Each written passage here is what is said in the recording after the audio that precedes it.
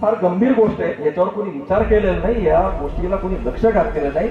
आणि तुम्ही सांगता की आम्ही हे करतो ते करतो, जे गोष्टी करायला पाहिजे त्या दृष्टीनं माणसं उभी करायला पाहिजे, तरुणांना उभं करायला पाहिजे, रोजगार द्यायला पाहिजे, शिक्षणाचा विषय घ्यायला पाहिजे, शेतकऱ्यांचे प्रश्न हाताळायला पाहिजे, आणि हे प्रश्न तुम्ही दादांकडे राहतात. म्हणून यापुढे आपल्याला आपल्या समाजातल्या युवकाला कमीत कमी 10 लाख ते 1 कोटी पर्यंत भाग भांडवल मिळण्यासाठी तो जे कर्ज आहे आपल्याला ते मिळालं पाहिजे. या व्यासपीठावर माझी अशी मागणी राहील की वसंतराव नाईक महामंडळाच्या ऐवजी दशनाम गोसावी समाजासाठी स्वतंत्र महामंडळ जर आलं आणि त्याच्यासाठी जर 50 कोटी 100 कोटीची मागणी करता आली तर ती पण मागणी करू.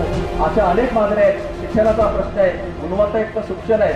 मी जर उभा राहिलो तर या सगळ्या प्रश्नाची नुसती गंत्री आहे. मी या ठिकाणी जास्त बोलणार नाही. एवढंच म्हणेल की दशनाम गोसावी समाजाबरोबर मी स्वतः व्यक्तिशः तुमच्या सुखदुःखामध्ये सहभागी राहणार आहे.